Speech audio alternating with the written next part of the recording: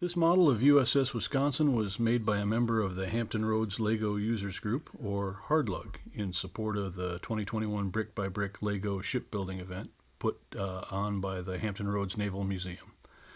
HARDLUG is a local club of LEGO fans who share the love of building and creating cool stuff with LEGO as the medium for their art.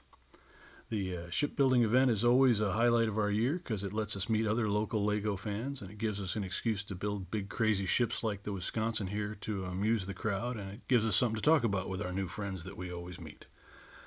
This year is a little different, and the museum is making the effort to have a virtual event, so we're supporting the event with a couple of videos that we hope you'll enjoy. The first video is just a series of flybys to get a look at the outside of the ship. The second video is for the more serious LEGO fans, where we talk about building techniques and how it's all put together.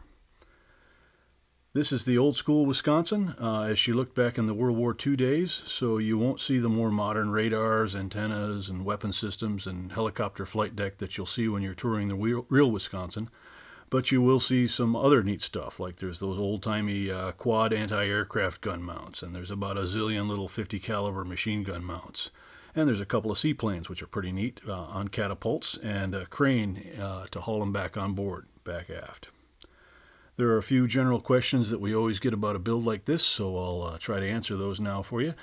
First, she's about 9 feet long. That makes her about a 100 scale model, and you'll see some LEGO trophy figures that are up above the bridge and back aft that are almost but not quite right for that scale, but they're close enough to give you a sense of the size of the ship in relation to humans.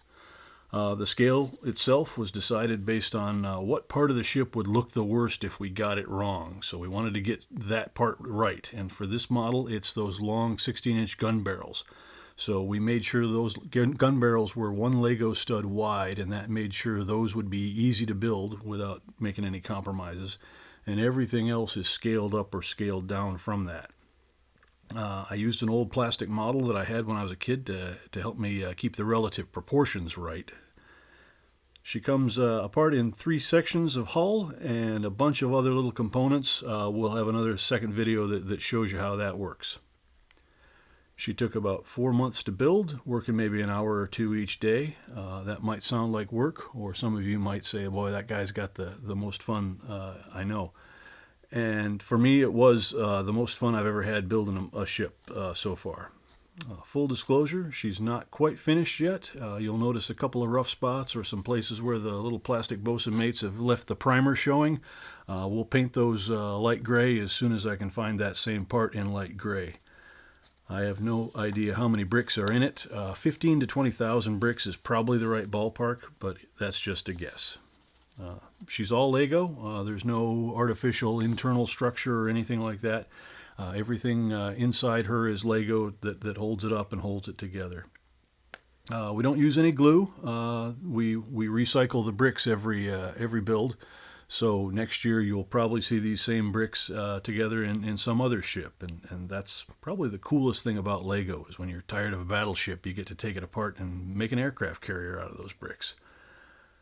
Building this big gives you the room to do some cool stuff like motorizing the turrets. You've seen in the video that the main guns will train and elevate. Those use the LEGO remote controls and motors to do that, and we'll show you how that works later. The smaller twin 5-inch gun turrets are hooked up to a central gear that oscillates back and forth. The smaller mounts and the radars and directors can all rotate, but you got to do that by hand because there's just not enough room to motorize those. Working at this scale also gives you more options to put in lots of those little details that make it look more realistic, whether you're looking close up or whether you're standing back and just taking in the whole ship. We've used some weird building techniques to hide the studs and make it look less blocky and more smooth and realistic, and we'll get into those in the next video for those of you that are into that sort of stuff.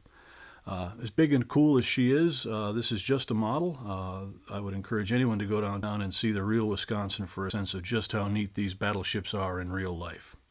We hope you enjoyed this quick flyover tour of our Wisconsin, and we hope to see you in person at next year's event.